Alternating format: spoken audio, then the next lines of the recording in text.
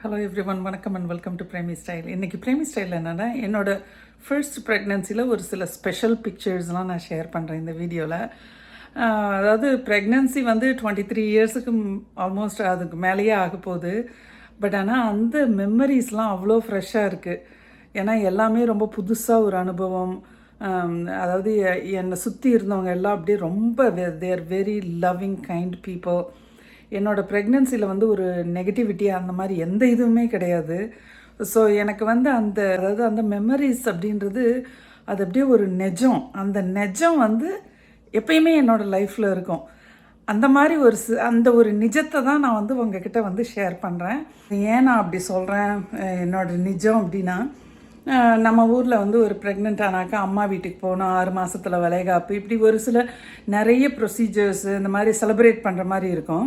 But ஆனால் நான் இங்கே இருந்ததுனால ப்ளஸ் என் ஹஸ்பண்ட் இந்த ஊருக்காரருன்றதுனால எனக்கு அந்த மாதிரி கான்செப்ட் எதுவுமே கிடையாது. பட் இருந்தாலும் it was very special.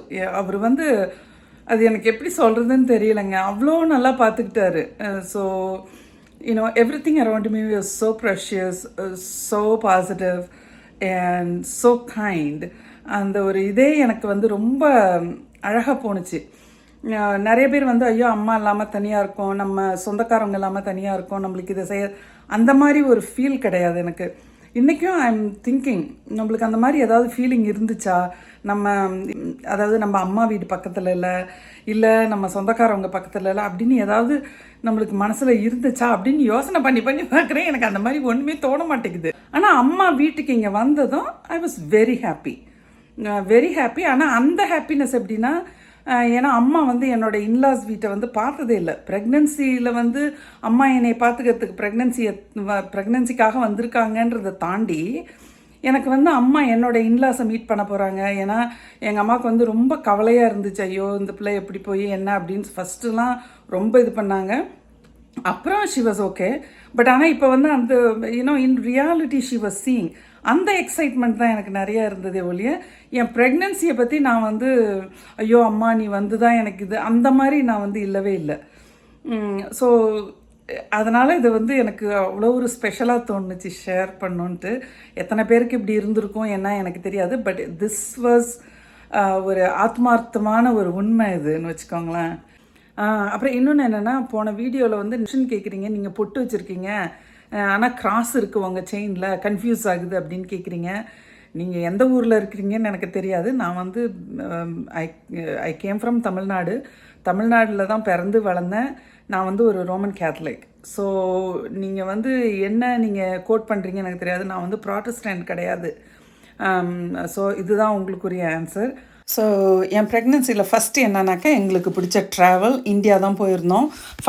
Almost 5 months ப்ரெக்னெண்ட்டாக இருந்தேன்.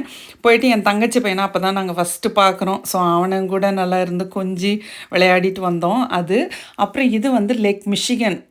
அடிக்கடி நாங்கள் இந்த மாதிரி பீச்சு பார்க்கு அப்படின்னு சுற்றுவோம். ஸோ என் வீட்டுக்காரரும் நானும் போயிருந்தோம். என்னை பார்த்தாவே தெரியும், அப்படி லைட்டாக அந்த ப்ரெக்னென்சி இது தெரியும். எங்களுக்கு அந்த beach, water, sunset, light house இதெல்லாம் ரொம்ப பிடிக்கும். அந்த லேக் மிஷிகன் எங்களை பேரை சொல்லி கத்தும். அந்தளவுக்கு அந்த லேக் மிஷிகனில் நாங்கள் சுற்றி இருக்கோம். ஸோ இது அங்கே எடுத்த பிக்சர்ஸ் தான் நானும் என் ஹஸ்பண்டும். இதெல்லாம் எப்படி 10 seconds அந்த இது வச்சுட்டு ஓடி வந்து நின்று அப்படியெல்லாம் எடுத்தோம். ஸோ இது வந்து அம்மா அங்கேருந்து வந்தப்போ ஃபஸ்ட்டு டைம் என்னோடய இன்லாஸ் அம்மா மீட் பண்ணுறாங்க. ஸோ அப்போ எடுத்த ஃபோட்டோஸு. உங்களுக்கு பார்த்தாவே தெரியும் மாமனார் எப்படி ஸ்மைல் பண்ணிகிட்டு இருப்பாங்க அப்படின்னு சொல்லி. அப்புறம் இது வந்து எங்கள் மாமியார் வீட்டில் ஒரு மரம் இருக்கும், அந்த மரத்துக்கிட்ட எடுத்தது. அப்புறம் அம்மாவை வந்துட்டு எங்கள் வீட்டில் ஒரு ஃபங்க்ஷன் நடந்தது, அதுக்காக கூட்டிகிட்டு போயிட்டு அந்த வேலை வந்து பீச்சுக்கு போயிட்டு அங்கே உட்காந்து இந்த பிக்சர்ஸ் எடுத்தோம். நான் எப்போவுமே நிறைய அந்த புடவை கட்டுறது எல்லா கைண்ட் ஆஃப் ட்ரெஸ்ஸும் நான் போடுவேன். இது வந்து டெலிவரிக்கு ஒரு 4 daysக்கு முன்னால் சண்டே சர்ச்சுக்கு போய்ட்டு அப்படியே வயிறெல்லாம் பாருங்கள் நல்லா இறங்கி இருக்கும் இந்த பிக்சரில். அப்புறம் இது ஹாஸ்பிட்டலில் ஃபஸ்ட்டு அட்மிட் ஆன வாட்டி ஐவி எல்லாம் போட்டுட்டு டெலிவரி ரூமில் எடுத்தது. ஸோ இது முடிஞ்சு நான் நல்லா தூங்கிட்டேன். இப்போ வந்து ஒரு 1 o'clock அந்த மாதிரி இருக்கும். அம்மாவும் வந்திருந்தாங்க. அப்புறம் இது வந்து மார்னிங் 8:34 பாப்பா பிறந்ததும் என் மேலே போட்டுட்டு அது ஃபஸ்ட்டு பாப்பாவை நான் பார்க்குறேன். ஐயோப்பா என்ன ஒரு ஃபீலிங், எனக்கு அது எப்படி சொல்கிறதுன்னு தெரில. அம்மா அப்படியே கதவை அடிச்சுட்டு பிச்சிட்டு ஓடி வந்து அந்த இன்குபேட்டர்கிட்ட நின்றுட்டாங்க. அப்புறம் குழந்தைய என் கையில் கொடுத்த வாட்டி என் வீட்டுக்காரரு இந்த மாதிரி வந்து அவர் தான் தொப்புள் கொடி கட் பண்ணார். இந்த பிக்சரை பார்த்தீங்கன்னா பாப்பா அப்படியே கேமராவை பார்த்து ஸ்மைல் பண்ணுற மாதிரியே இருக்கும்.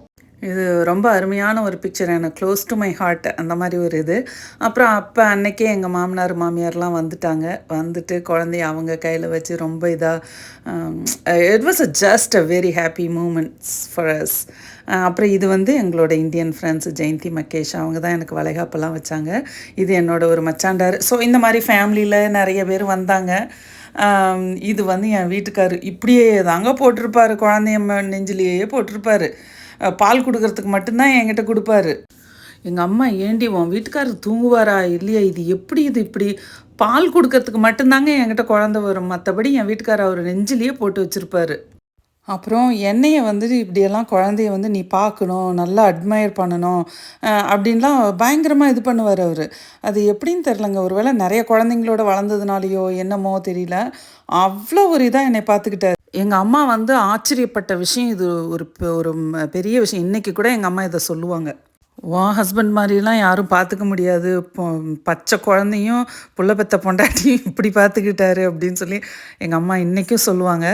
அதே மாதிரி குழந்த பிறந்த வாட்டி எல்லாருக்குமே ஹாப்பினஸ் இருக்கும். ஆனால் கண்டினியூஸாக அது டயர்டாகாமல் நாங்கள் சிரிச்சிட்டே இருந்தோம், நானே என் ஹஸ்பண்டும். கண்டிப்பாக என்னோடய முகத்தை பார்த்தாவே உங்களுக்கு எல்லாம் நல்லா தெரியும். பட் எனிவே இது வந்து டிஸ்சார்ஜ் ஆகி வர அன்னைக்கு எடுத்தது. அது கூட அந்த கார் சீட்டில் வைக்கிறது அந்த மாதிரிலாம் my husband was like so into it. ஓகேங்க, இந்த வீடியோவை நீங்கள் எல்லோரும் நல்லா என்ஜாய் பண்ணி பார்த்துருப்பீங்கன்னு நினைக்கிறேன். உங்கள் கமெண்ட்டை சொல்லுங்கள். அதாவது வாழ்க்கையில் வந்து ஒரு சில நிஜங்கள்லாம் வந்து அப்படியே இருக்கும் நம்ம மனசில். எனக்கு வந்து என்னோடய குழந்தைங்களோட இந்த ப்ரெக்னென்சி, நான் என்னோடய வாழ்க்கை, இந்த நிஜம் அப்படியே இருக்கும். ஸோ அதை ஷேர் பண்ணிக்கிட்டதில் எனக்கு ரொம்ப சந்தோஷம். அடுத்தடுத்து என்னோட 2வது குழந்தைங்க, 3வது, அந்த மாதிரி நான் நிறைய ஷேர் பண்ணுறேன். தேங்க்யூ ஸோ மச் ஃபார் வாட்சிங் my video and I really thank you all for your continued support, and I will see you all in the next video. Until then, you all take care. Like I always say, keep it real and keep it simple. Bye. Thank you. Thanks for watching my video.